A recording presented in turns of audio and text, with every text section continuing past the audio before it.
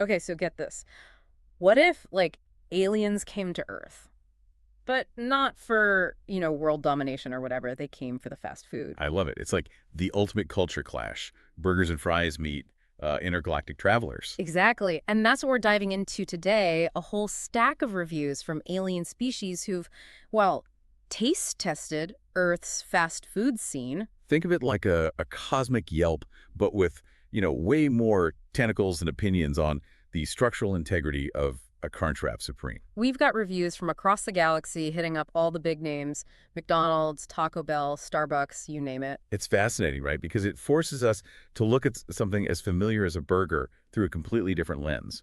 What we take for granted could be totally mind-blowing to someone whose planet only has, like, plasma milk. All right, let's jump in. First up, we have Zorgar from Zeta 12. Zorgar decided to try McDonald's. Apparently, he could see the golden arches from orbit. Talk about brand recognition, right?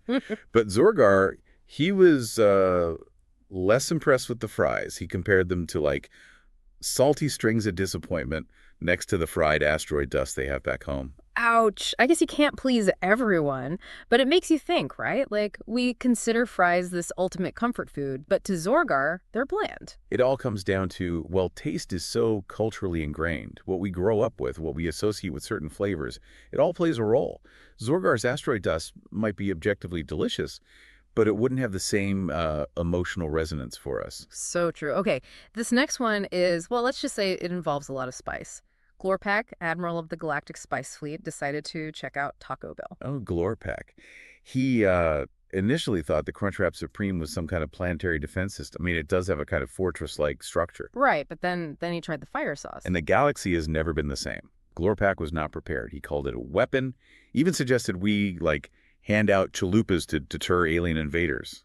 Okay, so maybe our human-level spice is a bit much for some extraterrestrial palates, but it actually touches on a real scientific point, doesn't it? The way we experience spiciness, it's tied to pain receptors. Exactly. What we might experience as a pleasant burn could be, well, agony for someone else. Yeah. And there's that whole evolutionary angle too, right? Like in hotter climates, spices evolved as antimicrobial agents, so cultures in those regions, they developed higher tolerance for them. Glorpak's people might come from a planet where, spice wasn't a survival tool. Makes sense. Okay, moving on to something a little less fiery. We have Nebulon, a quantum flavor theorist who braved the Starbucks menu. Nebulon was, let's say, bewildered by the sheer number of milk options: oat, almond, soy. Right. On his planet, it's all plasma milk. Everyone's happy. He even got a bit tripped up by the name caramel macchiato. Yeah, the sizing conventions too. Grande didn't seem very grand to him. It just goes to show how even seemingly simple things, like how we name things, it can be so culturally specific. Absolutely. What sounds descriptive to us can be totally baffling to someone else. Makes you wonder how much of our communication, even beyond food, relies on, well, shared assumptions we don't even realize we have. Okay, speaking of shared assumptions, let's head to KFC. Blork, Minister of Edible Innovations, was fascinated by the whole secrecy thing surrounding the Colonel's 11 herbs and spices. It's like our earthly obsession with this recipe mirrored some grand cosmic conspiracy theory for Blork. But, it speaks to the power of branding, right? KFC built an entire identity around this mystery, and it clearly works, even across galaxies. He thought the fried chicken itself was pretty good, though he did mention his tentacles getting quite greasy. The biscuits, however, were a bit dry. Blork actually suggested KFC consider adding moisture packets, for their non-Earthling patrons, which, I mean, it's funny, but it also makes you think, we design our food for human bodies, forgetting other species might have different needs. So, like, universal design but for food, that's pretty wild. It is. We're so used to designing for a very specific user, we don't even realize it. That's a great point. Okay, so we've covered some pretty iconic American fast food, but our alien reviewers didn't stop there. Moisture packets for tentacles. I love it. Yeah. It makes you wonder, though, what other kinds of adaptations we might need if aliens started, hitting up our drive thrust regularly. Oh, so many. Like, just think about allergies. Allergies are a big one. Splorb, he's our galactic fast food critic, almost had a close call with some onion rings at Burger King. Turns out his species is, well, allergic to onions. Whoa, seriously, that's kind of terrifying. So we'd need, like, intergalactic allergy warnings on our menus. Caution, contains lactose, gluten, and may cause spontaneous combustion in Zorgarian life forms, something like that. And then it gets even more complex when you consider dietary restrictions based on, religious or ethical beliefs. Imagine trying to explain, like, veganism to a species that subsists entirely on sentient energy beings. Oh, wow. Yeah, that's a whole other can of worms. Or I guess can of sentient energy beings. Okay, maybe we'll save that conversation for another deep dive. For now, let's get back to our alien reviewers.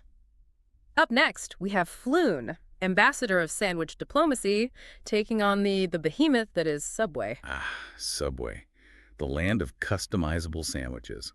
You'd think an ambassador would be, used to navigating complex situations, but even Flute got a little overwhelmed. He ended up with this disastrous combination of olives, pickles, mayonnaise, and teriyaki chicken. He called it an intergalactic incident. Poor Floon.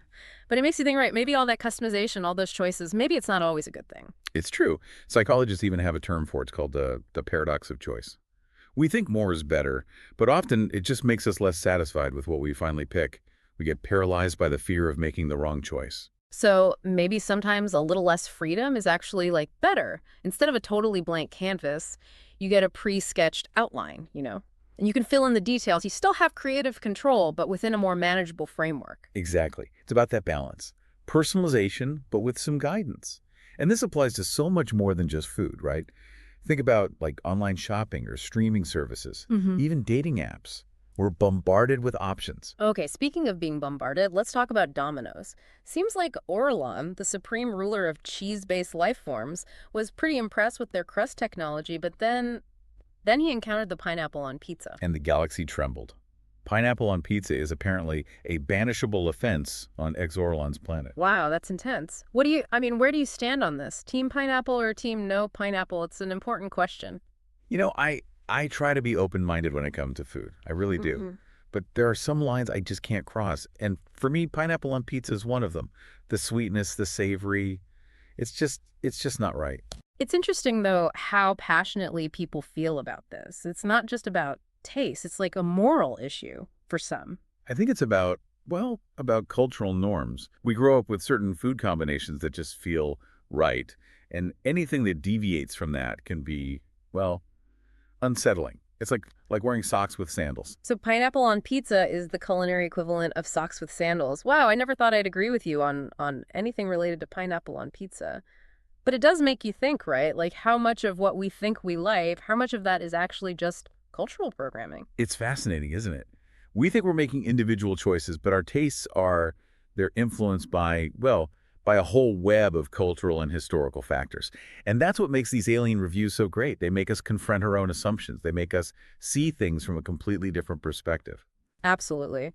Okay, well, before we all spiral into an existential crisis over pizza toppings, let's move on. Chick-fil-A is up next, and it seems like Frivdax, our high priest of flavor analysis, had a rather, shall we say, unique experience with their famous Southern hospitality. He found the employees alarmingly polite. Like he actually suspected it might be some kind of prelude to an invasion. I guess when you're used to intergalactic warfare, a friendly smile can seem a little suspicious. That's hilarious.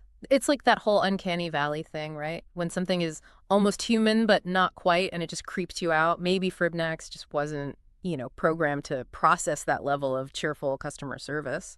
It's a great example of how even positive cultural traits, they can be misinterpreted.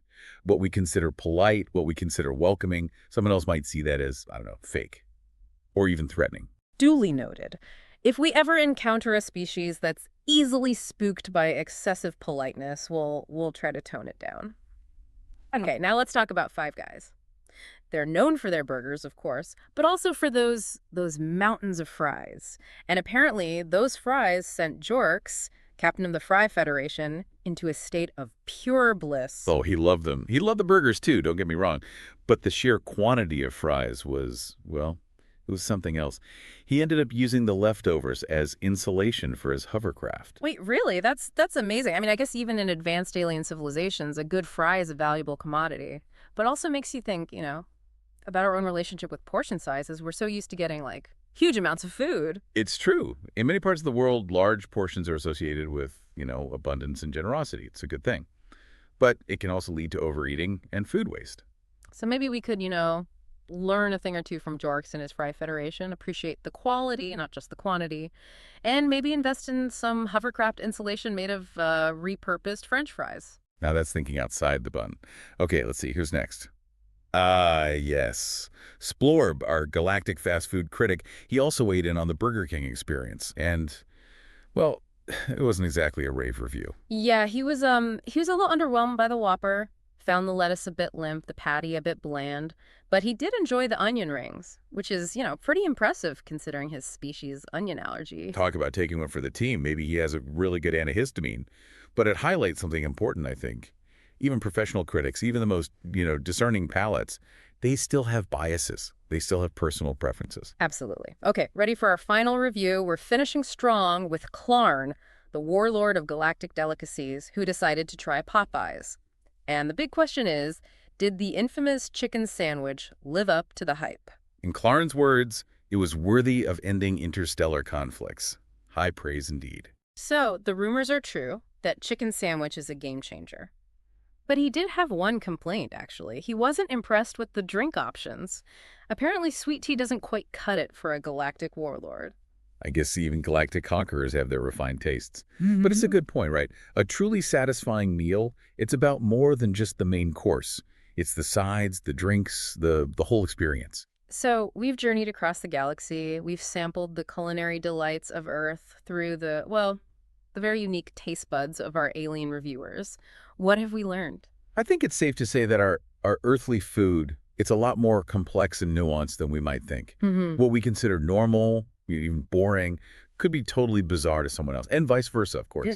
It's like we're holding up a mirror to our own culture and realizing just how much we take for granted. And it's not just the food, right? It's like all these little things, how we think about choice, politeness, portion sizes, even the way we name things. We think we're being logical, but so much of it comes down to, I don't know, just stuff we've been taught. Cultural programming, it's everywhere. Exactly. So, okay, back to the big question.